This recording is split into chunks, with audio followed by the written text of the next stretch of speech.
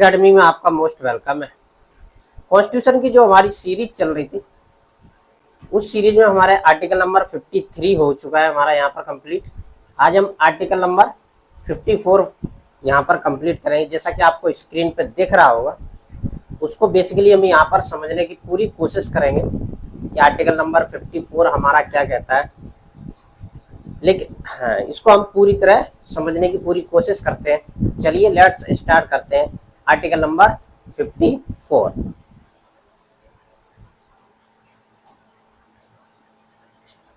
अनुच्छेद 54, राष्ट्रपति का निर्वाचन, यानी कि प्रेसिडेंशियल इलेक्शन की यहाँ पर बात की जा रही है। यानी कि राष्ट्रपति चुनाव की यहाँ पर बेसिकली बात की जा रही है। कैसे होगा, कौन कराएगा, ये बेसिकली बात चल रही है वहां पर। ठीक है, ये विशेष रूप से ध्यान रखना है। ठीक है बच्चा, चलिए यहाँ पर पॉइंट वाइज पॉइंट मैंने समझा है कि प्रत्येक पॉइंट क्या क्या यहाँ पर कह रहा है। चलिए लेट्स स्टार्ट करते हैं। यह निर्धारित करता है कि राष्ट्रपति का चुनाव यानी कि प्रेसिडेंट का इलेक्शन एक निर्वाचक मंडल यानी कि इलेक्टरल कॉलेज के द्वारा किया जाएगा।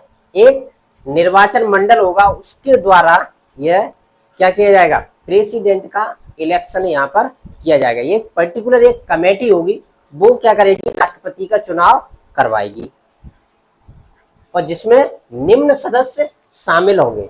अब कौन कौन से इसमें सदस्य शामिल होंगे इसको भी हम यहाँ पर समझ लेते हैं। पहला पॉइंट यहाँ पर हमारा क्या कहता है, संसद के दोनों सदनों, यानी कि संसद के दोनों सदन, कौन कौन से दोनों सदन, लोकसभा और राज्यसभा के निर्वाचित सदस्य भाग लेंगे। ये यहाँ पर विशेष रूप से हमें ध्यान रखना, निर्वाचित सदस्य, यहाँ पर इसको अंडरलाइन कर लेना, निर्वाचित सदस्य की यहाँ पर बात की जा रही है। वेरी मोस्ट इंपॉर्टेंट है। इसको आगे देखते हैं। राज्यों की विधानसभाओं के निर्वाचित सदस्य, यानी कि राज्य की जितनी भी विधानसभाएं हैं उनके निर्वाचित सदस्य भी इसमें भाग ले सकते हैं। यहाँ पर दो लोगों की, यहाँ दो कैटेगरी की यहाँ पर बेसिकली बात की जा रही है, लोकसभा और राज्यसभा, और प्लस जो जितनी भी भारत में विधानसभाएं उनके निर्वाचित सदस्य इसमें भाग ले सकते हैं। यानी कि 3 लोग बेसिकली इसमें मतदान देने का अधिकार है। अब इसको हम थोड़ा सा और इसके इम्पोर्टेंट बिंदु क्या हो सकते हैं, इम्पोर्टेंट फैक्ट क्या हो सकते हैं, इसको भी हम यहाँ पर समझ लेते हैं। महत्वपूर्ण बिंदु, राष्ट्रपति का चुनाव अनुपातिक प्रतिनिधित्व प्रणाली से किया जाएगा, यानी कि सिंगल ट्रांसफेरेबल वोट के आधार पर होता है। सिंगल ट्रांसफेरेबल वोट क्या होता है, जैसे किसी भी, हम मान लीजिए किसी को भी हम सपोज दैट मान लीजिए 4 कैंडिडेट यहाँ पर खड़े हुए इलेक्शन में, तो हम यहाँ पर क्या करेंगे, 1 2 3 और ये 4 लोग हैं, तो हम क्या करेंगे, जैसे मुझे किसी को वोट देना है तो हम पहले नंबर पे इसको देंगे, दूसरे नंबर को इसको, तीसरे को इसको, चौथे को इसको।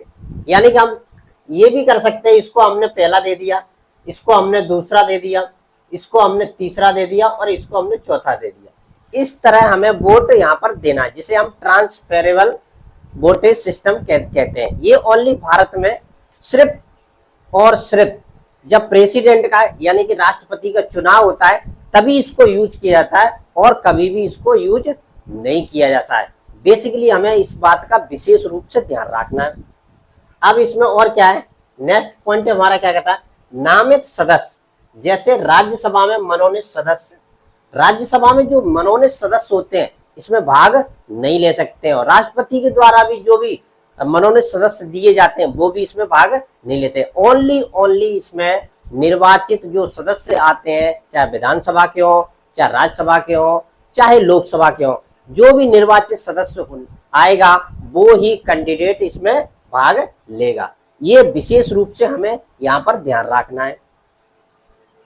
यहाँ पर जैसे कि विधानसभा के मनोनीत सदस्य मतदान में भाग नहीं ले सकते, ये हेडिंग भी मैंने यहाँ पर बनाई है।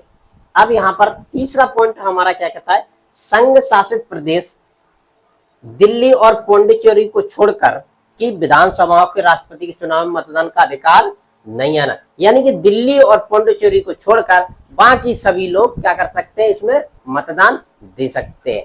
बेसिकली इसमें क्या है, पूरे आर्टिकल में क्या बताया गया है, कौन कौन लोग इसमें प्रेसिडेंट का जो भी इलेक्शन होगा कौन कौन इसमें भाग ले सकता है, राज्यसभा के, विधानसभा के और लोकसभा के, इन तीनों लोग भाग इसमें ले सकते हैं। और जो लोग नामित सदस्य हैं वो कभी भी इसमें भाग नहीं लिया, या फिर मनोनीत सदस्य हैं, मनोनीत जो सदस्य होते हैं राष्ट्रपति द्वारा मनोनीत किए जाते हैं, वो कभी भी इसमें भाग नहीं ले सकते।